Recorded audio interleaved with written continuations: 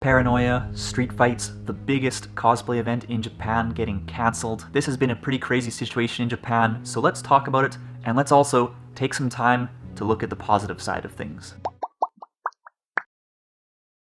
So it's March 5th, just 10 days away from one of my favorite days of the year, the day that the Nipponbashi Street Festa is held in Osaka. This is an amazing cosplay event that gathers over 200,000 people from around the world. It's an absolute blast. I've been attending this event for years and years, and I was so stoked for 2020 in particular, but alas, unfortunately, the event will not be taking place this year. I mean, it's obviously a horrendous idea in the time of an outbreak like this to gather 200,000 people from around the world in close proximity for several hours in one of the busiest, largest, and most compact urban centers in the world. So it's kind of how it is, and the same situation is unfolding with just about any kind of large event being held in Japan now, and dare I say, some people are even a little bit worried about the status of the Olympics. So what is going on here in Japan exactly? I'd like to give you my perspective and talk about what I've been seeing, and of course, it's not all going to be doom and gloom.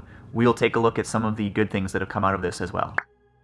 So at first the public didn't really seem very fazed by what's going on, but then a couple things happened that really shifted the public perception. One, Prime Minister Shinzo Abe requested that all schools actually close down until April, and two, the northernmost prefecture, Hokkaido, actually declared a state of emergency. And so as you can imagine, things have gotten a little bit wackier here in Japan over the past couple weeks. You can feel the shift in the atmosphere, and you can also feel some of the economic impacts as well. The streets are a lot less crowded, and many businesses are seeing fewer customers, and even if this wraps up fairly soon, it's pretty clear that the economic toll will be fairly severe. Because let alone the spread of the virus, fear itself can really derail things. One of my clients actually told me yesterday that someone at their sister office in Osaka actually got infected, and that office happens to be located in Abe no Harukasu, which is Japan's tallest skyscraper, and a building filled with offices, retail stores, and so on. A building that is now closed until the middle of March. All it takes is one infection and a place can get totally death-eatered. So I thought that was pretty crazy that a large economic center like this could just be shut down over one infection. People are really taking this seriously, and as you can imagine, a lot of different areas of the economy are being affected, particularly tourism. I mean, last year was bad enough with Japan and South Korea's ongoing tensions, but now the industry is in an even tougher situation as Chinese tourists actually comprise about 30% of the tourists in Japan nowadays, and that influx of tourists has obviously been cut off to a fairly large extent. Not to mention that other overseas tourism as well as domestic tourism is dropping sharply as well. I read in the Japan Times that the Sapporo Snow Festival, which brought in about 2.7 million visitors last year, actually only brought in 2 million this year. That's a pretty big plummet. And another example, just the other day, in my city in fact, a cruise ship operator went out of business because they just got pummeled with all these cancellations and couldn't keep things together. And beyond that, even Disneyland and Universal Studios have been temporarily closed. And aside from the attractions themselves, hotels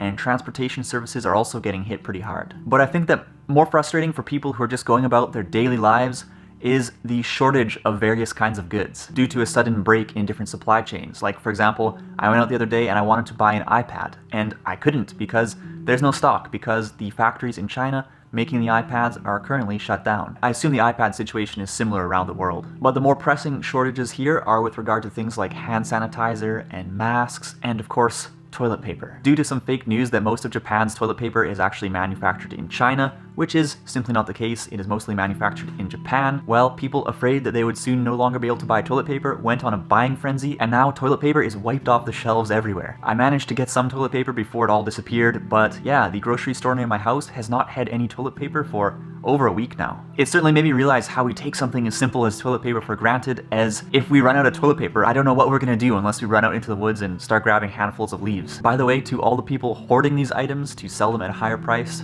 you suck. And to the people fighting on the streets, I'm honestly so shocked because the number of acts of violence I've seen in Japan firsthand in all the years I've lived here, I could probably count on one hand. It's pretty crazy that some people have actually gotten into fistfights over masks, whoever these people are and whatever triggered them. Now, please don't think Japan has descended into some kind of chaos state here. That is simply not the case. These are isolated incidents, but it is pretty weird seeing these little brawls and even robberies around, because you don't typically see that happen in Japan. Humans are humans, I guess. Anyways, it has been quite the time because the effects are being felt and people are just talking about it non-stop. But for me personally, the thing that's honestly bummed me out the most is probably the Street Festa getting cancelled. I was really looking forward to going out and having a fantastic time there this year, but That's how it is, health comes first. And pretty much any large-scale event is at risk of being cancelled now. And as you know, there must be at least some possibility of the Olympics being cancelled. Officials are of course asserting that it will not be, but who knows? It would definitely be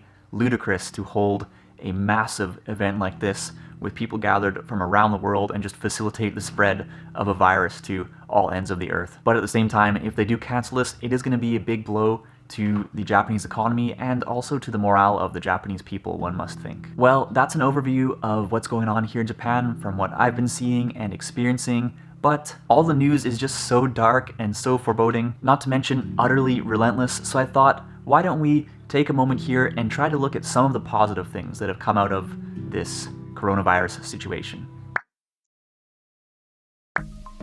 If you are still planning to travel in Japan, now is an excellent time to go see some of the areas, particularly in Kyoto, that are normally overrun with tourists. I've personally found that going to any of the main tourist areas in Kyoto over the past several years has been a really crazy experience because they're just too crowded with people, especially from China. As great as that is for the economy, it's just become a lot more crowded in recent years. So now is a great time to check out some of those places while they're a bit quieter. In fact, a group of businesses in Arashiyama have actually started this Empty Arashiyama campaign to try and bring people into that beautiful area while it's not so busy. So if you're in Japan, why not check out Arashiyama, Fushimi, Inari Taisha, and so on. Now is a great time to check out some of these normally mega busy areas around Kyoto, and not to mention that air and hotel fares are also cheaper due to the falling demand. So if you're booking a trip here and you're willing to take on the unlikely but potential risk of being quarantined, you might be able to snag a deal.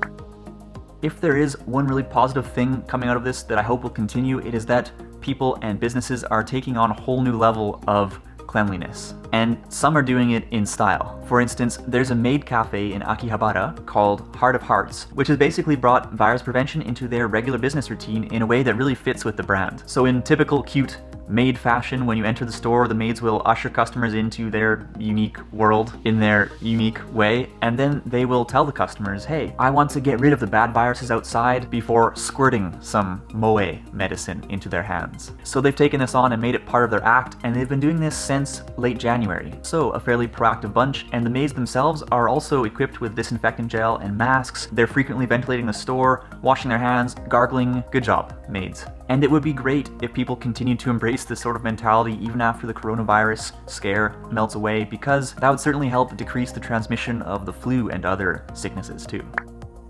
Of course, while there are certainly some ugly things that you see in times like this, there have also been a lot of wonderful acts of kindness that have emerged. For example, one seller on Merikari is actually including free masks with the products that people buy from them, along with some nice handwritten notes, and this is quite the kind gesture given the mask shortage here in Japan. And similarly, a group of Chinese people were recently seen in Nagoya just giving out boxes of free masks.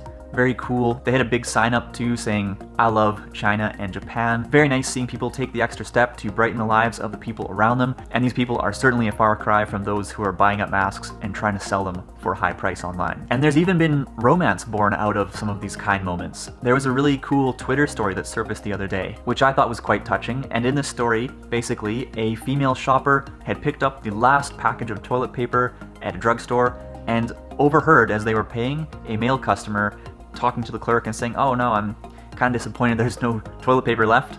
And so this lady actually went up to the man after and offered him a couple rolls. They got talking, they kind of found out they're both living alone and so on. They exchanged their contact information, and what do you know? The next day, this lady received a message from the guy asking if he could thank her by just taking her out for dinner if it was okay with her. So yeah, how sweet. Sometimes some very beautiful things can come out of the darkness and out of toilet paper shortages. So this is just to say that while people are freaking out about this virus and we're just getting bombarded with all this negativity on the news every single day, it's also good to just take a step back sometime and think, what is the bright side of this? More peaceful sightseeing, a focus on cleanliness, the kindness that only comes out in these sorts of situations. There's always something positive that comes out of the bad things, and it'll make you feel a little bit better if you look at that side too. And I wanted to add one more good thing that's come out of this, and that is that seeing as it's better to not be out and about too much, it is a great time to stay at home, get invested in your hobbies, and spend time with friends and family. I personally haven't been going out at all lately except to go to work, and so I've been spending more time at home and with important people, which has honestly been a great thing to come out of this situation. There's nothing that beats getting invested in your passions and then relaxing with some cool people. And at the end of the day, there's not so much we can do about this coronavirus except to just take the measures to, do our best to keep ourselves safe, and that's really all there is to it. So why not step away from all the doom and gloom for a little bit and try to just enjoy life. So I am pretty bummed about Street Festa, but I want to take a look at that silver lining. Hopefully this will all come to an end soon, and when it does, I'm looking forward to getting out there and attending some very cool anime and cosplay events here in Japan, and I'm certainly stoked for Street Festa 2021. I'm sure everyone is going to come out and give it their all next year. But how is the coronavirus situation where you are? And have you found any positive, heartwarming stories in all of this craziness? Let's chat.